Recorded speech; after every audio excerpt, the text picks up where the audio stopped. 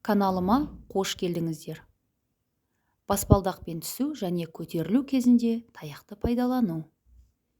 Көтерілу және түсу кезінде бірнеше өзгертілген диагонал техникасы қолданылады. Төмен түсудің түсіндірмесі мынандай.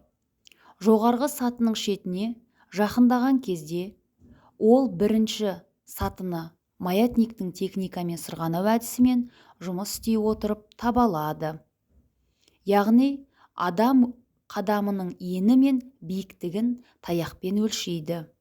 Таяқты қолмен ұстайтын жер сәл төмен ұсталады. Сондықтан оның ұшы корпустың сол жағында және келесі қадамнан бірдей қашықтықта болады. Бір сатыға түскенде таяқ келесі қадамның жоғарғы алдыңғы жиегіне тиеді. Қозғалыс кезінде таяқ баспалдақтан баспалдаққа сырғып кетеді. Бұл жағдайда тереңдігі ені өлшенеді және бірінші баспалдаққа түспес бұрын қауіпсіздікті қамтамасыз ететін келесі қадамның шеті болады. Таяқтың ұшы алаңға тигенше төмен түсу жалғасады. Бұл қадам қалды дегенді білдіреді.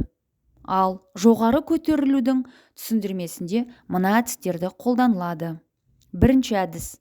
Таяқ едәуір төмен диагонал бойыншымен ұсталады. Таяқтың ұшы бірінші сатыдан сәл төмен. Көтерілу кезінде таяқ келесі баспалдақтың жоғарғы жағына тиеді. Егер де таяқтың ұшы келесі баспалдаққа тимейтін болса, онда көтерілудің соңына дейін бір баспалдақ қалды. Екінші әдіс. Таяқ солай ұсталады, яғни қолына ұстаған таяқша. Бірақ алдыңызда емес, бүйірінде.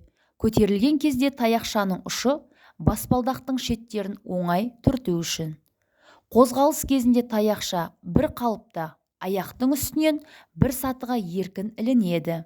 Және кедергі туралы ескертетін әрбір келесі қадамға соғылады. Көтерілу аяқталғаннан кейін келесі қадамды білдіретін таяқтың дыбысы болмайды. Бұл тепе-теңдік бұзылған кезде баспалдақпен төмен түсіп және көтерілгенде әрбір көзі нашар көретін адам қоршауды ұстап, әр қадамға екі аяқты кезекпен қоя алады.